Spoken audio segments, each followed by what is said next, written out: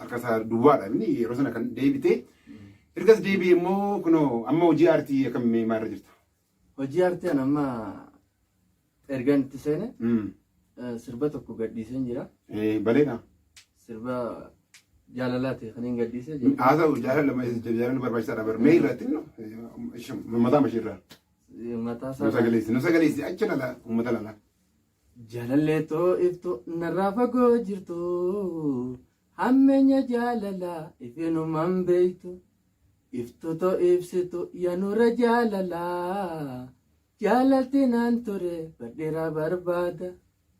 Jaalalleetoo iftu narraa fagoo jirtu hammeenya jaalalaa ifinumaan beektu iftuutoo ibsitu yaanura jaalalaa jaalalti naan ture badheeraa barbaada.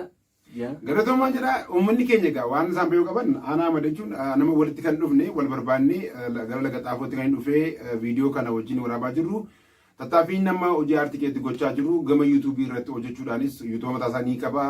Aanaa tiyuub sabskiraayib godhaa fi viidiyoo kanalleen viidiyoo BMM Oro yookiin Buzeeks Maltiimiidiyaa irratti ni argattanii akkasumas aanaa tiyuub irrattis ni argattan aanaa Ahmad jechuudha isumadha.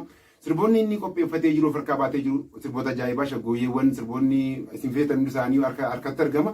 Garuu lafaa ka'ee namni ofiisaatiin of guddisuu hin danda'u tokko lama jedhee deeggarsa uummata isaatii fuulli isaas uummatatti bahuudhaan beekamuudhaan akkasittiin namni wal jabeessee wal guddisa.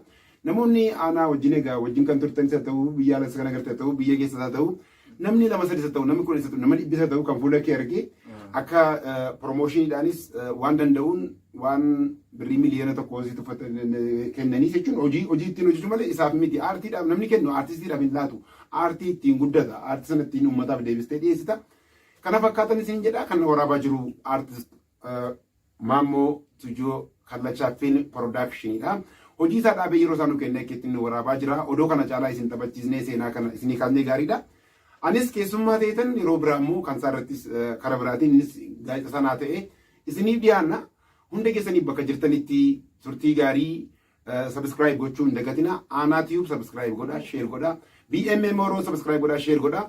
Faisal Abdurrahman immoo yeroo dhiyootti hojii gaarii qabatee isinii dhufa. Xirroo tiyuub irraa argattu. Komeediyaan Buzeeks Waarsaan immoo dhaanuma isinii wajjin jira. Galatoomaa ulfaadhaan isiniin jedha turtii gaarii isiniif haa ta'u.